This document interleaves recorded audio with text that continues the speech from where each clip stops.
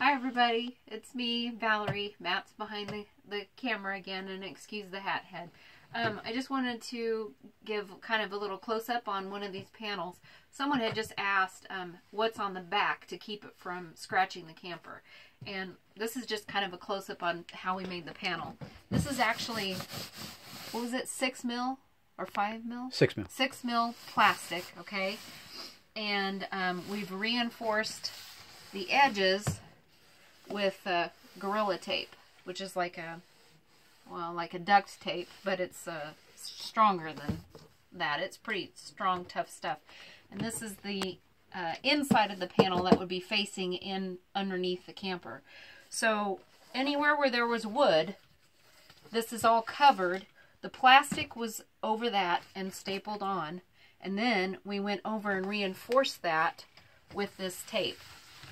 This tape is actually pretty soft, and we're not worried about it scratching the camper. To me, when you feel this, it feels just like feeling this on the couch. It feels kind of like vinyl, so we're not concerned with that scratching our camper at all. So I just wanted to show that. And then this is, of course, a piece of Velcro, and then the other piece that this fits up against is, of course, the opposite part that it would stick to. But we have 2 of these pieces now, since we discovered we need 2 different sizes for if our ground level is going to vary in height based on our new camping spot. So, but just wanted to give you guys a close-up on our materials and what one of these panels looks like and how lightweight it is. Also, if we get it whole, we can patch it with the... Oh, and the other thing is, too, because we use this black 6 mil plastic, if it gets a hole or a tear or whatever, it'd be an easy, quick fix, because we'll always have that extra tape with us. We can just patch it up if we need to. And we also feel like if something happens and one of these gets completely destroyed, they're easy enough to make an additional one if we need to, but also easy to repair.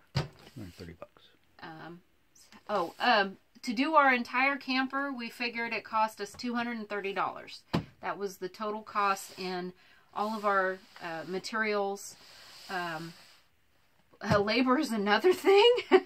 It was a very long weekend. We spent 2 long, hard days. We wake up early anyway, but we were up, started at, what, I'd say 6 o'clock in the morning, one morning, and we finished working on the panels at like, was it after dark that night?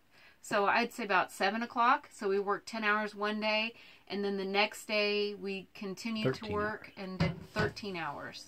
So it was a really long, hard weekend, and then we added extra panels that we needed to do today, and that was probably about another couple hours of work. So it was a long, hard weekend, but it was doable, and this is what worked for us. So, but basically what we did is the camper was parked in a camping spot, and we just measured while we were out there, and we built the frame actually in the campground on the picnic table that was out there. We used pretty crude tools for cutting. We just used a reciprocating saw, which is not really what you're supposed to use to cut wood, but it worked for us. We built our frames and traced the frames directly onto the foam board, and then just used an X-Acto knife to cut it. And then we used wood screws to screw the foam board into the frame, and then used a staple gun to staple the plastic onto the frame, and then on top of that we used the Gorilla Tape. Is that what it's called? Gorilla Tape. And that's how we did it. So anyway, thanks for watching.